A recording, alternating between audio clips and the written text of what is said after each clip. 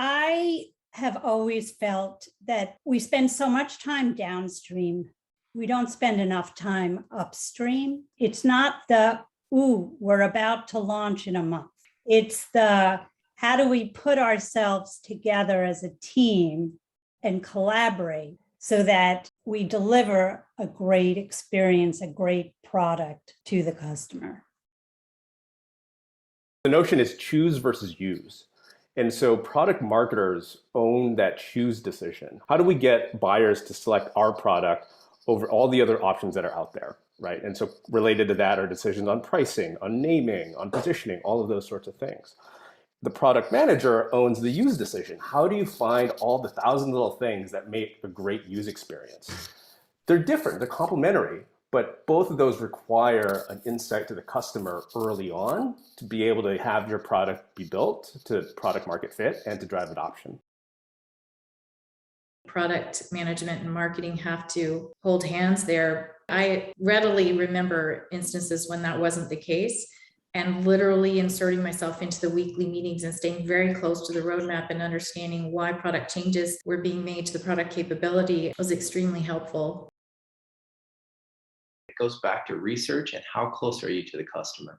If you can prove that you're closer to the customer, understand the customer, then product has to listen.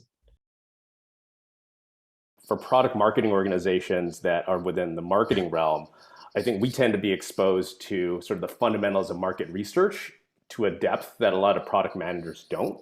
So being able to come to the table and say, I can help you get the data that helps with the business case, that helps with the decision to go this way or that way, I think is one way to kind of help get that seat at the table.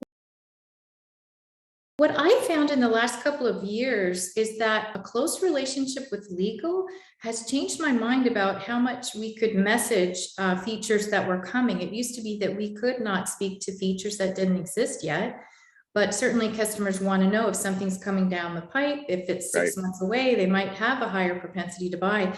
And surprisingly, I found on my most recent contract that legal was much more flexible on what could be said.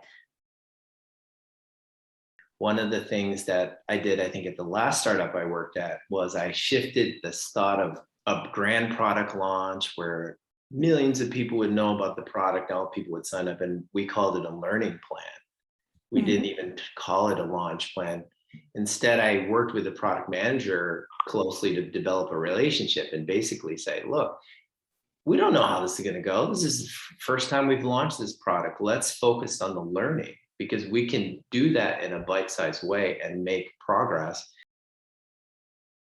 As product marketers, we own the launch plan. If the product isn't feature complete, maybe the launch plan is kind of a smaller one in the beginning until we get an understanding of what the full product looks like. And that's when we do the tier 1 launch, and maybe having that conversation with the product team to say, hey, I could do this much when it's ready, but if it's not ready, it's going to go off or not, right? So in the meantime, we'll do the smaller launch, right? So it's this notion of being able to scale the launch plan depending on how complete the product actually is.